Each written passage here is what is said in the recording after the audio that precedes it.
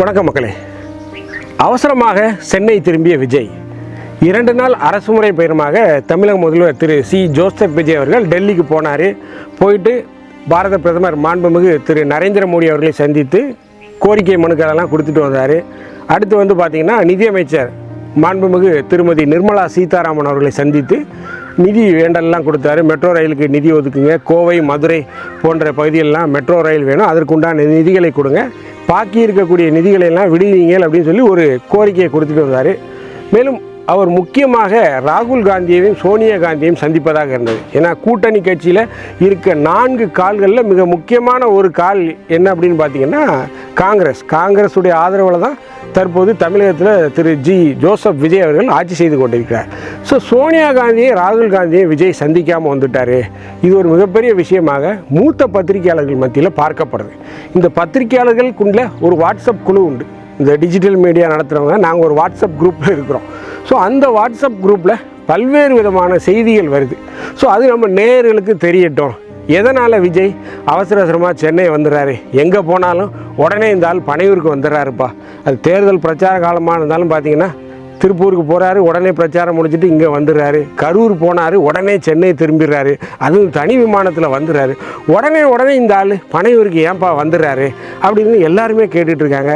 மேலும் முதல் முறையாக டெல்லிக்கு அரசு முறை பயணம் சென்ற விஜய் தன்னுடைய அமைச்சர்கள் சகாக்களை யாரையுமே கூட்டிகிட்டு போகல. பொதுவாக ஒரு அமைச்சர் போகிறாரு அப்படின்னா அவரோட தொழில்துறை அமைச்சர் போவார், நிதித்துறை அமைச்சர் போவார், சிறுகொழில் நடுத்தர அமைச்சர்கள்லாம் போவாங்க, முக்கியத்துறை அமைச்சர்கள்லாம் அவங்க கூட போவாங்க, அரசு அதிகாரிகள் செக்ரட்டரிஸ் எல்லாமே போவாங்க. பட் இந்த தடவை விஜய் கூட யாருமே போகல. இது ஒரு முக்கியமான விஷயமாக, ஒரு வினோதமான விஷயமாக பார்க்கப்படுது.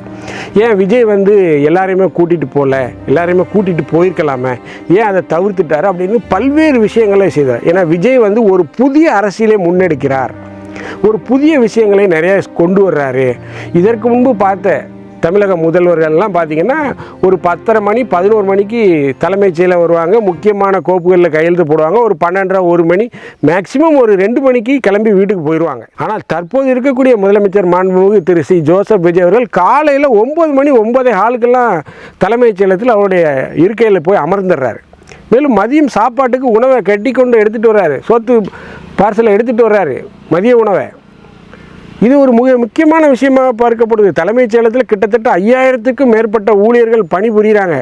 முதல்வரே தலைமைச் செயலகத்தில் இருக்காருன்னு சொல்லி எல்லாருமே பதறி அடிச்சுட்டு டயத்துக்கு வர்றாங்க.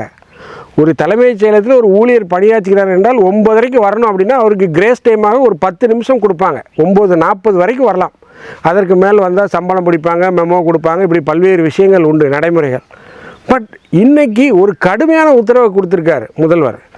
தலைமைச் செயலக ஊழியர்கள் கரெக்டாக 9:40க்குள் நீங்கள் சீட்டில் இருக்கணும், அதற்கு மேல் வந்தீர்கள் உங்கள் மீது நடவடிக்கை எடுக்கப்படும்ங்கிற மாதிரிலாம் விஷயங்கள் போயிட்டுருக்கு.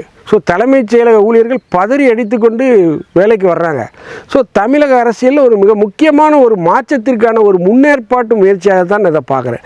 எந்த முதலமைச்சராவது காலையில் 9:00 சாயந்தரம் 5:30 வரைக்கும் இருந்து வேலை பார்த்ததை நீங்கள் பார்த்துருக்கீங்களா? யாருமே இருக்க மாட்டாங்க. இதற்கு முன்னால் இருந்த முதல்வரால் அது செயல்பட முடியாது, அவர் உடல்நிலையை ஒத்துழைக்காது. ஸோ இப்பேற்பட்ட சூழ்நிலையில் விஜய் டெல்லி போயிருக்காரு. எந்த அமைச்சர்களையும் கூட்டிகிட்டு போகல, மூத்த அமைச்சர்கள் யாரையும் கூட்டிகிட்டு போகல, ஒரே ஆளாக சிங்கிள் மேன் 1 மேன் ஷோவாக போய் பார்த்துட்டு மோடியை பார்த்துட்டு நிதியமைச்சரை பார்த்துட்டு வந்தார். அமித்ஷா அவரை சந்திக்க மறுத்து விட்டார். இது கண்டிப்பாக ஒரு நடந்த விஷயம். அமித்ஷா சந்திக்கிறதற்கு டைம் கேட்கப்பட்டது. பட் கடைசி நேரத்தில் ஒப்புதல் கொடுத்த அமித்ஷா விஜயை சந்திக்க மறுத்து விட்டார். இதற்கு ஒரு மிகப்பெரிய அழுத்தத்தை கொடுத்தது யாருன்னா எடப்பாடி தான். ஸோ ஏன் விஜய் ராகுல் காந்தியை சந்திக்கலை, சோனியா காந்தியை சந்திக்கலை, ஏன் அமித்ஷா அவரை சந்திப்பதற்கு மறுப்பு தெரிவித்தார், அதை பற்றி தான் நம்ம அந்த நிகழ்ச்சியில் பார்க்க போகிறோம். நான் உங்கள் ஜோசப். வாங்க நம்ம இப்போ நிகழ்ச்சிக்குள்ளே போகலாம்.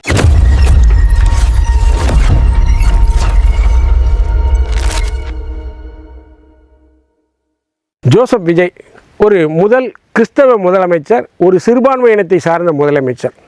நிதியமைச்சர் பார்த்திங்கன்னா அவர் ஒரு கிறிஸ்தவ அமைச்சர்.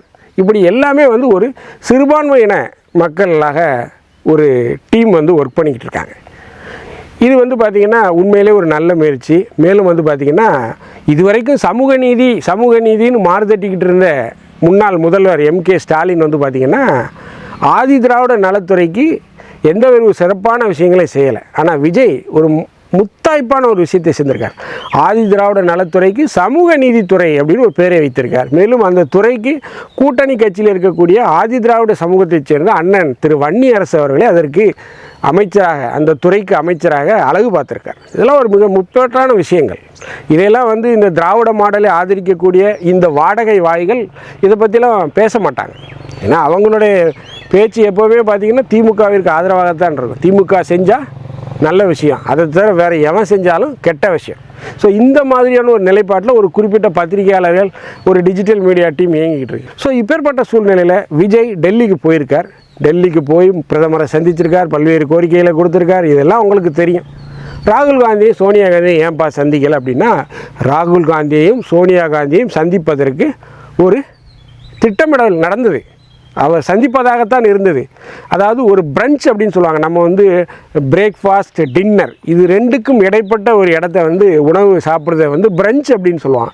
நம்ம காலையில் சாப்பாடு எப்போ சாப்பிடுவோம்? ஒரு 7:30, 8, 8:30 சாப்பிட்ருவோம். அதிகபட்சம் போனால் ஒரு 9 மணிக்குள்ளே சாப்பிட்ருவோன்னு வைங்களேன். இதான் ஒரு நடைமுறை, ஒரு யதார்த்தமான மனிதன் செய்யக்கூடிய விஷயம்.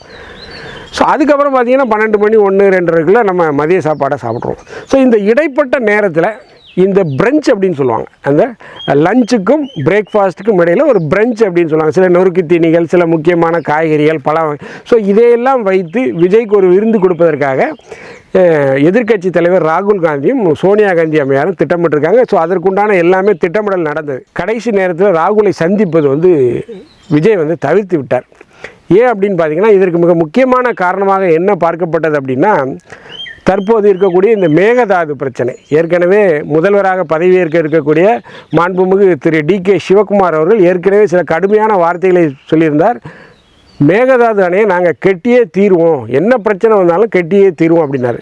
அவருடைய தேர்தல் அறிக்கையில் அவர் பர்சனலாக சொன்னது எப்படின்னா, யார் எப்படியோ நான் முதல்வராக வந்தால் மிக நெடுநாளையாக கோரிக்கையான மேகதாது அணையை கெட்டுவேன் அப்படின்னு சொன்னார்.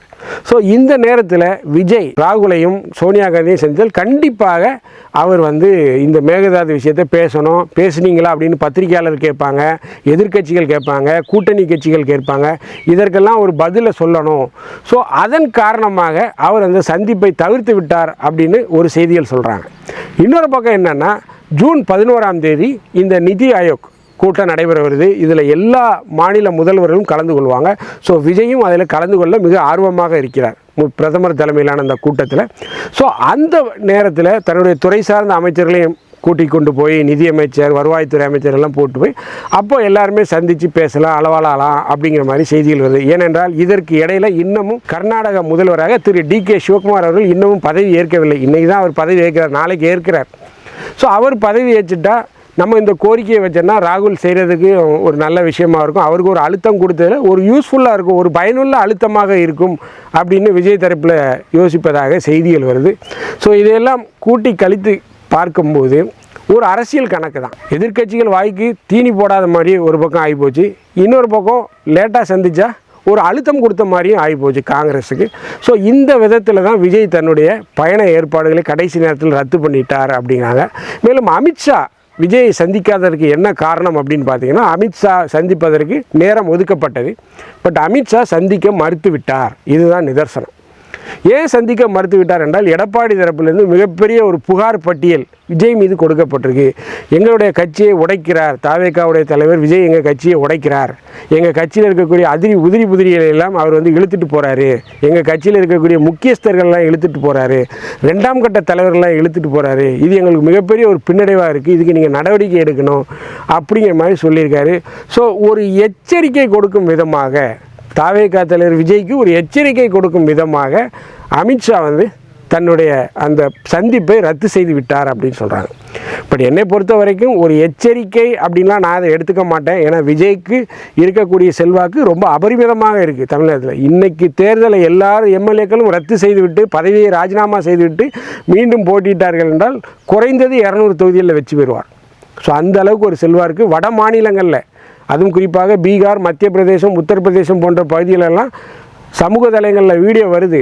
மோடி படத்தை காட்டுறாங்க, விஜய் படத்தை காட்டுறாங்க. நீங்கள் யார் பிரதமராக அடுத்து வரணும்னு கேட்டால் நிறைய பேர் விஜயை சொல்கிறாங்க.